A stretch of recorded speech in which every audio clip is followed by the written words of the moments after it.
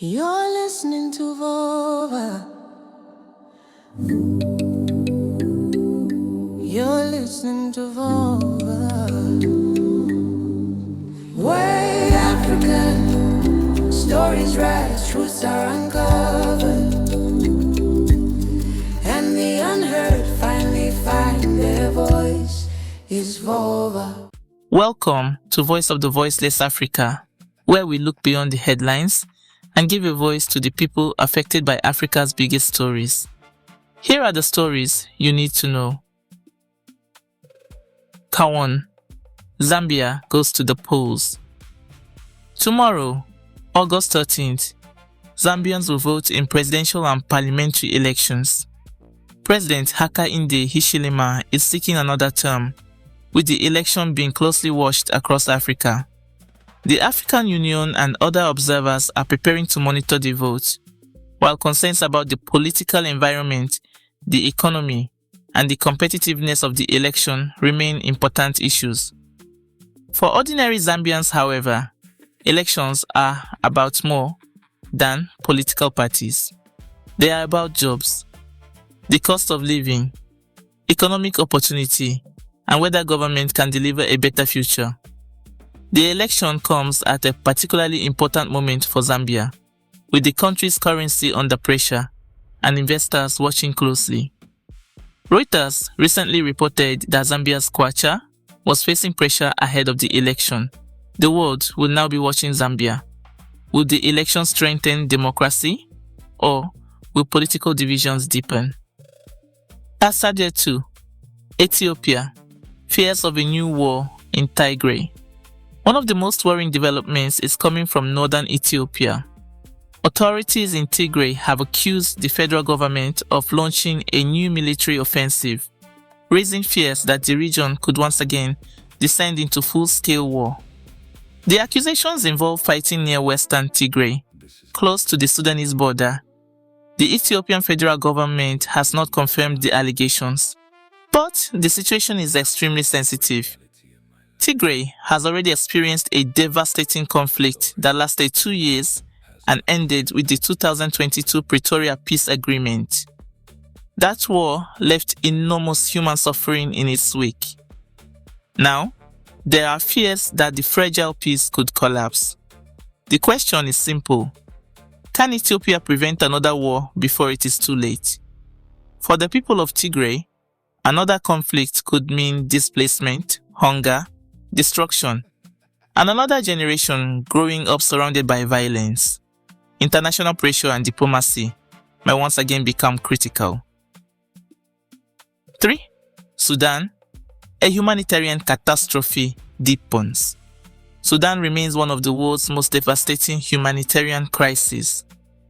The war between the Sudanese armed forces and the Rapid Support Forces continues to destroy communities and displace millions, and the consequences go far beyond the battlefield.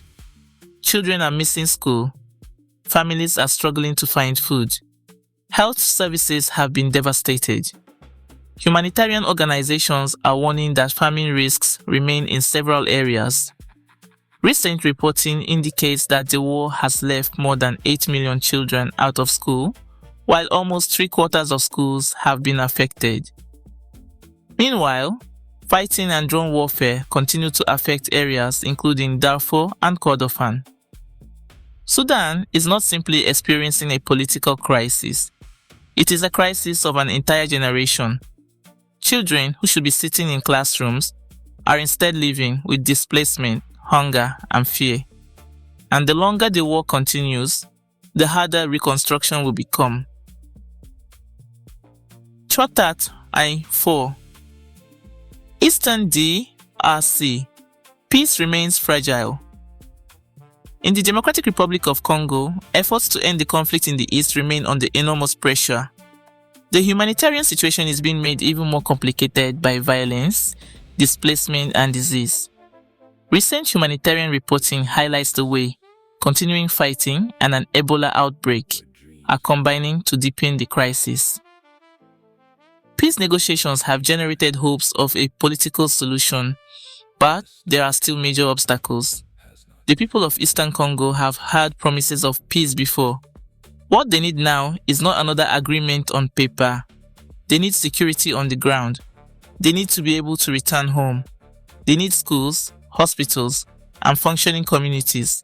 And they need an end to the cycle of violence that has devastated Eastern Congo for decades. 5. South Africa prepares for local elections. South Africa is also moving towards an important political contest. The country's 2026 local government elections have been officially scheduled for November 4, 2026. The election is expected to be highly contested, with political parties already campaigning for control of municipalities. For South Africans, local government elections can have a direct impact on everyday life. Water, electricity, roads, waste collection, housing, local economic development, and corruption.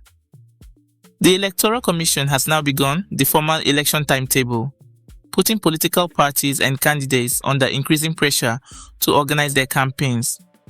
The big question is whether voters will reward the established parties or use the election to demand something different. 6. Libya, Central Bank. Governor resigns.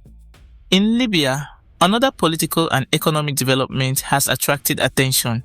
The country's central bank governor has resigned without an immediate public explanation, according to recent reporting.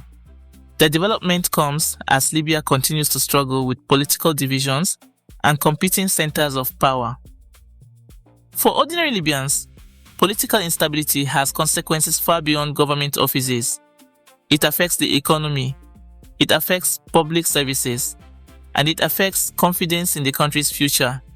Libya possesses enormous oil wealth, but wealth means little when political institutions remain divided and unstable. 7.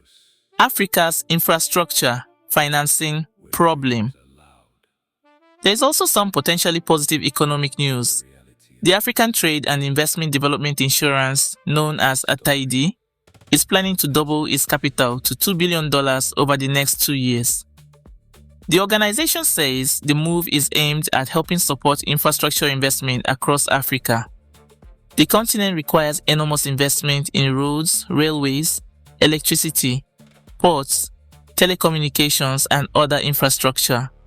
But African governments frequently struggle to obtain affordable financing. Infrastructure investment is therefore not simply an economic issue, it is a development issue.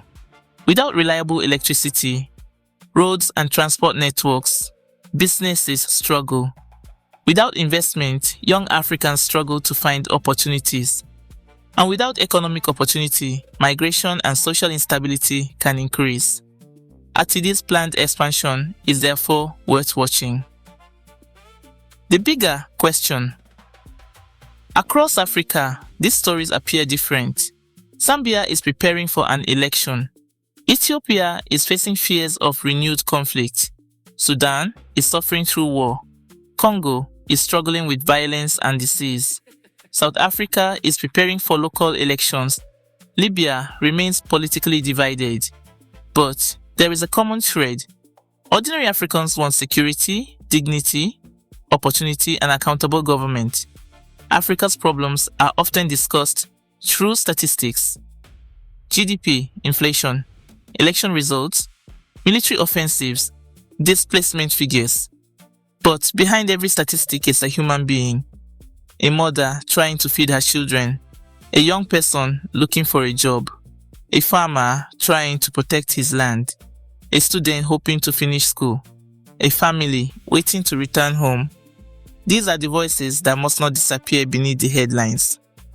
Closing.